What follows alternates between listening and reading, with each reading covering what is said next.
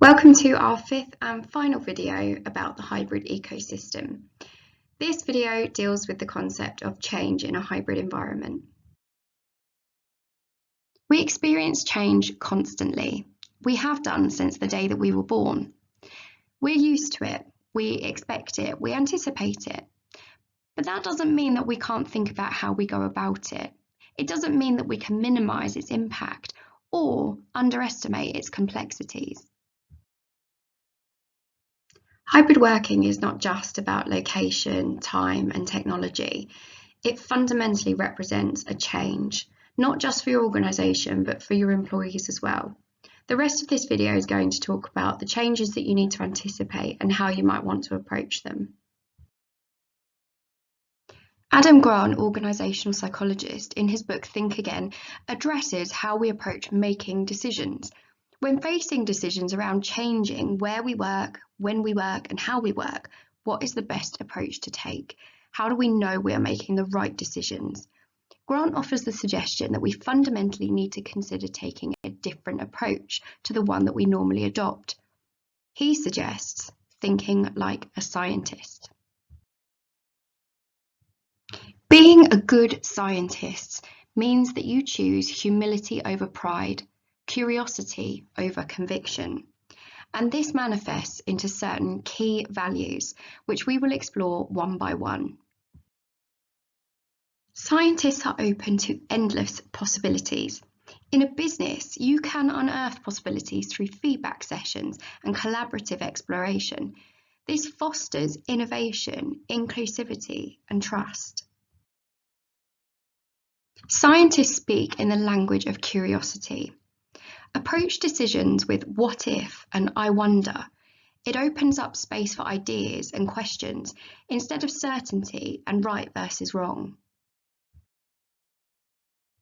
Experimentation over certainty. Now, certainty is important. We all benefit from clarity, often looking to our leaders for decisiveness.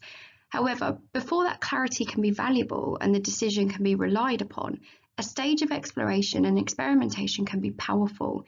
It means you can be flexible, innovative, and agile, things we know are essential for a business to survive in an ever-changing world. Being a scientist means that you are not interested in bias, preconceptions, or ego. You value evidence. If you want to achieve success with hybrid working, it relies upon people feeling safe enough to share the truth about what works and what doesn't, and what support they might need without feeling judged.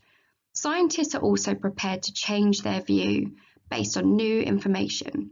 You have to give yourself room to change the approach if new information is presented to you. Changing your mind is not a weakness. Following on from this, and linked very much to it, is the opportunity to reflect and revisit. Scientists realise that things are constantly evolving and changing. Build in room that just because it's working this year doesn't mean you can move on and hope it continues working for the next 5. It's a constant organic idea. We've talked about change from an organisational perspective, but what about the change that this has on each individual? Each person fundamentally will adapt the way that they work, and therefore this will have a knock-on effect onto the ingredients that make up our sense of well-being. So how do we protect this? There's lots of research into the impact on our well-being as a result of working in a hybrid model. Some of the common concerns are feeling overwhelmed and fatigued, burnout from online meetings, neglecting physical needs, the blurring of work and home, and loneliness.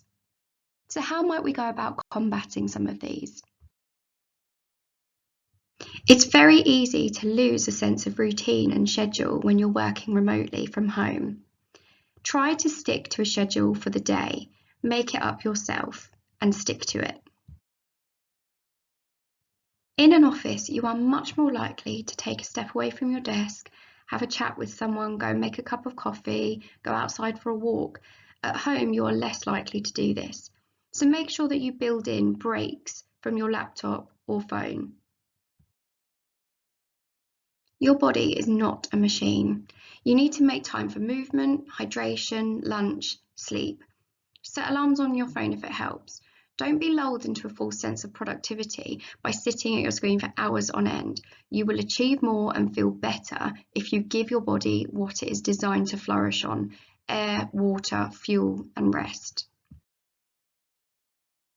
With this blurring of home and work life, it's really important to establish boundaries.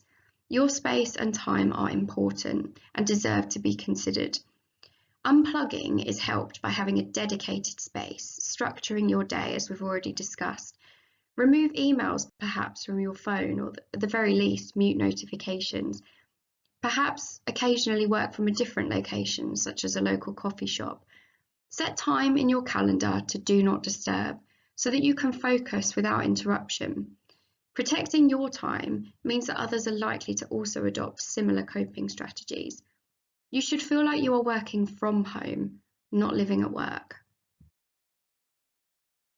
We are hardwired to value connection. So as much as you book in protected time, make sure also that you're booking in time where you can simply connect with somebody, have a chat. After all, you'd be doing this at the coffee machine at work or by the classic water cooler. Why would you not do that from home? It may suit you to have something scheduled or have a few colleagues that you can contact ad hoc to see if they're free for 5 minutes. This engagement releases really powerful endorphins or happy hormones that improve our mood, health, and feelings of overall well-being. Thank you for taking time out of your day to listen to our 5th and final video. Hopefully by now you've got a much clearer vision of how to embed hybrid working within your organisation and your teams. If you've got any questions or you'd like to discuss anything further, please feel free to contact us at Start Inspiring. We'd love to hear from you.